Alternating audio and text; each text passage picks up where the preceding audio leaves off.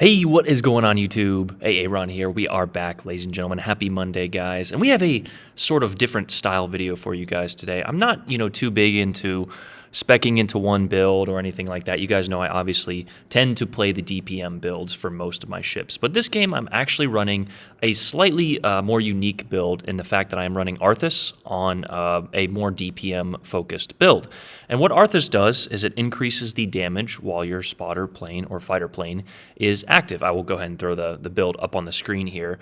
And I kind of got this idea from, you guys know if you've watched his streams at all, but Mr. Chili Games. He's pretty he's so bored with the game that he ends up memeing damage half of the time, and it got me thinking. We're seeing a lot of videos about accuracy, agile, anti-dispersion. Well, there's 3 or 4 or 5 different builds out there. Brawler as well. Now, of course, there's some mainstream builds, which for American battleships, it would be accuracy. And I'm going to be honest, I am someone who kind of sticks to the main, DPM/accuracy builds, but I do have agile on my Italian cruisers, more so concealment for, my destroyers. There's many different ways you can spec your commanders, and I do need to do a video on that. But here's a good example. Right off the rip, we have a beautiful salvo on that Alaska. We go ahead and use the plane. 4 pens, 3 overpens for 18,000 damage.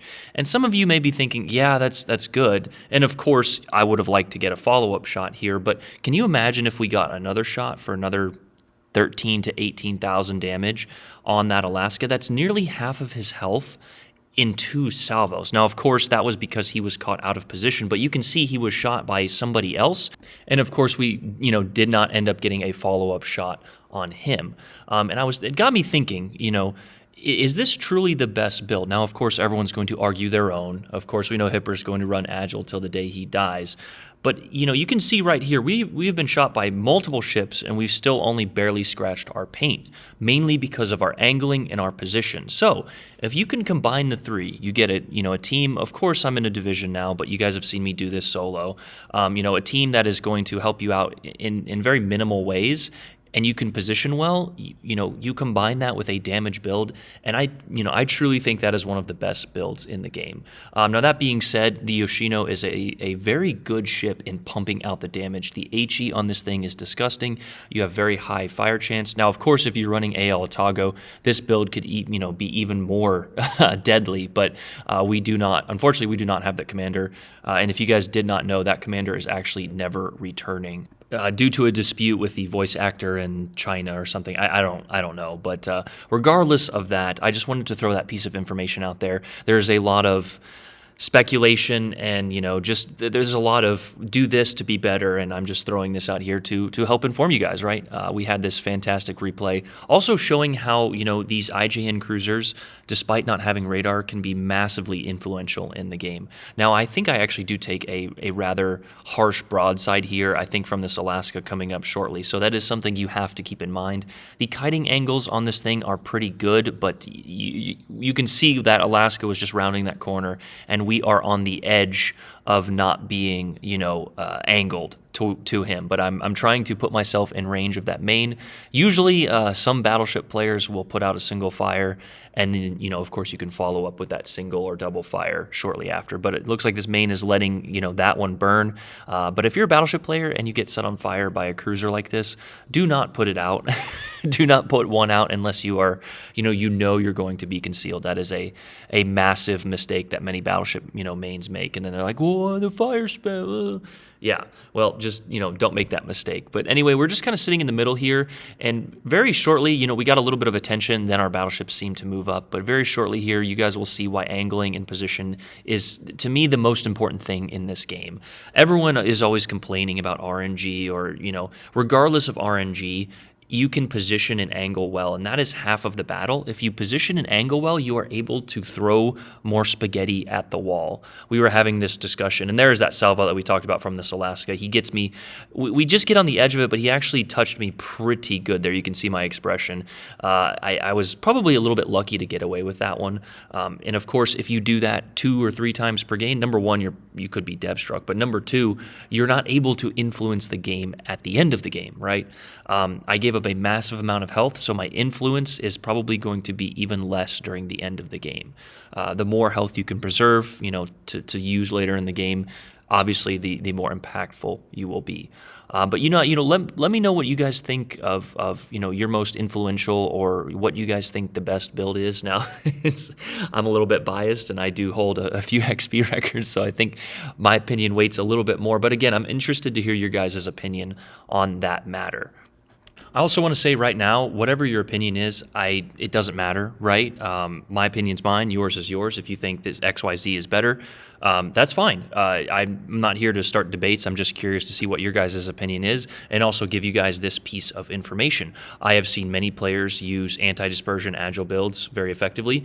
We all know accuracy builds can be effective as well. Just throughout my experience in the game, I have found that these are the most effective. And that being said, I don't run Arthas on a lot of my builds. I've actually taken it off of this build. And I also will say that people who sit in the back, sort of as I'm doing now, and purely hunt damage without, helping their team at all, really annoy me, mainly because, they don't attract damage. Now, that being said, I have been shot at multiple times, and it actually gets worse here in just a minute. So attracting damage is definitely your job if you're trying to play this role, but it's very easy to dodge, especially at these medium to long ranges like this. As you can see, by simply playing with the throttle here, we have caused so many salvos, except for that Alaska, obviously, to miss. And by doing so, you're distracting and taking that damage away from your other teammates. Now the issue becomes, are your other teammates capable? And this game, I'm going to be honest, if we probably didn't have Mr. DePriest and a destroyer here, I don't know if we win this game. But here is another salvo. We probably should have been a little bit worried about the Burgone's reload booster, but again, 1 overpen from a main and 2 shots from a Burgone. So on top of that, we also lit a double fire on him. So we have, greatly helped our team in the, attracted damage and the damage, output department. Now, that being said, you do lack the obvious utility of a radar, but some games, unless you're going against a really good destroyer player, I just don't think you need it. But here is the point in the game. We've reached that halfway point, and we can see that the enemy destroyer is in that cap, and we actually get a pretty long-range torpedo hit here on the Burgone. So you can see it, a 17.9 or 17-kilometer torpedo hit there, as we get our first kill to increase our damage even more. Talking about Arthas and damage builds, obviously these new mods have greatly helped, and you can kind of see there 7 penetrations and 1 fire. You get 2 or 3 kills in this Yoshino here, and you're going to be pumping out battleship type HE damage with 20-ish. I don't know the Yoshino's fire percent, but pretty high fire chance as well. On top of that, we got ×4 reload now, and that main is still burning. But here we decide that it is time to go ahead and move in. Our team has done their job at C-Cap. Mr. Nuts there, what a guy, Mr. Nuts. He has, positioned himself, kind of pushed into A there to attract a little bit of damage, doing his job in a battleship. So we're going to go kind of take that pressure off. Also, we're kind of pushing in here, so these ships either have to shoot at us, or they, angle to us, or they have to shoot and angle to the ships on the far side of A there. So we've created a tiny crossfire here. We do have to be careful to that one battleship out there, but with beyond range, you can kind of guess that guy is out of range. Now, if you are not running beyond range, something that I kind of forget because I used to play with these very large ranges on cruisers, is that battleships will sometimes outrange you. Now, I will say that playing with the mass amount of range that I have on this thing is probably unnecessary, as we get the I hate battleships medal in the Witherer there. So yeah, battleship mains are not going to be happy with this video, but it can also teach you how to counter this class, right? If you're constantly shooting AP and only getting 1-2 overpens, switch to HE. I don't know why battleship mains are so hesitant sometimes to switch to HE. It is okay, because what you're going to be doing is breaking my guns, breaking my modules, setting me on fire, and yes, I could probably out DPM a battleship, if he's shooting me with HE, but what it's going to do is disrupt my gameplay. Besides the massive hit we took from the Alaska, we have barely taken any damage from any of these guys. And it actually looks like that main right there went ahead and switched to the HE. But we've got him on a permanent fire now. We're going to go ahead and back up. We are concealed. I love just kind of playing islands. That is one of my most favorite things, is kind of utilizing island cover and forcing the enemy to kind of make the mistakes. But there is the Arsonist medal.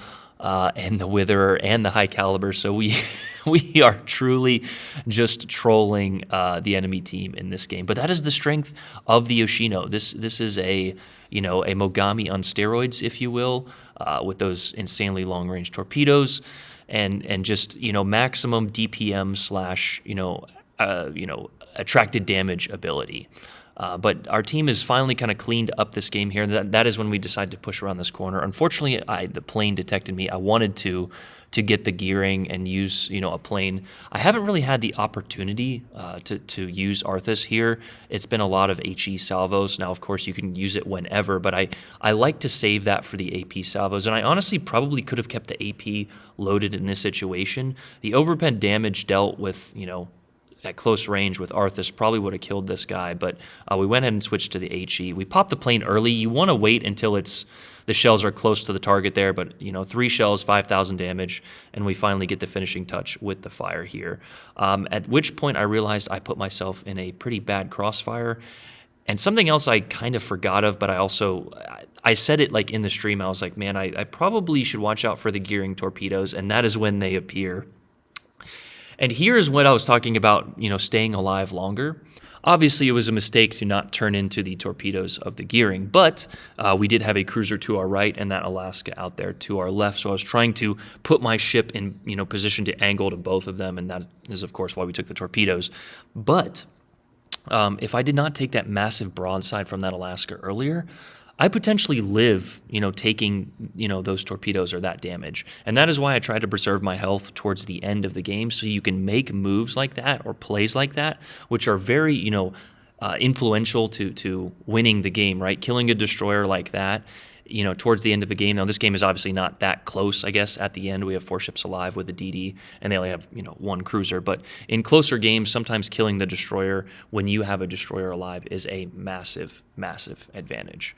But, let me know what you guys think. Here we have a nice, 180, 179K here in the Yoshino with a decent amount of attracted damage. So the attracted damage stat is something people don't think about as much. They sit in the absolute back. It's very common with Colbert players. Obviously, the Colbert is one of those unique ships that it has such insane DPM, but very trolly armor. It does have 32mm plating, but I feel like it just gets touched at all angles. And those players end up just kiting to the absolute back of the map, and they end up living longer than most of their team because they've done nothing to support them and end up scoring a little bit higher. And so they probably think it's their team's fault that that they're bad, but in reality, if they would have helped them, the game could have gone differently. Now, you can argue for and against. I'm just curious to hear your guys' thoughts, and this is what I have learned after playing this game for 4 years. But heck, what do I know? I only have just, good stats, I guess. I don't like bragging about stats because stats to me are kind of irrelevant, but you just see people making these claims and these arguments and these just, to me, it's like the fitness community. It's like, drink this tea to lose 500 pounds. And it's like, that's not how the body works, I'm sure you guys have your own anecdotal evidence, but I see a lot of these videos and Facebook, claims and all this stuff as Thunder there. Mr. Nuts dev struck that Tulsa to end the game. So a huge shout out to my teammates. Obviously, they helped tremendously. I feel like anytime now I do a video that is not solo, people still just lose their minds, but I've been playing almost exclusively solo and doing just as well, if not better. We've got the Pensacola XP record coming up, but again, there is the build. It's full DPM. I'm not saying this is the best build. I actually have rudder on here instead of the last punch through or fixated in the last slot there. So I like to mix up my builds. I usually, for example, I try to build my ships around either amplify their strengths or make sure their weaknesses are not overbearing. For example, the American cruisers have very slow turret traverse, so I try to increase that with Einstein. Now, of course, Wargaming usually has an Azure Lane or a different commander that is going to just be a touch better. For example, on the Americans, AL New Jersey, right? It's going to always be a touch better than the free-to-play one. We know Wargaming is in the business to make money. But again, I'll try and do would you guys want a Commander video? I think I'm going to try and do one, but it just takes a lot of editing. And guys, I just really don't have the time right now. I know you've heard that excuse time and time again, but I wanted to get this video out here quickly. We do have a bunch of interesting content coming up. We've got a crate video coming out, a few other unique videos. If you guys haven't seen Tommy Boy's video today, he has a pretty good one, which might explain a few things. But anyway, enough of that. You guys have a great week. It's Monday. Go out there and get after it. I love you guys. Aaron out. Peace.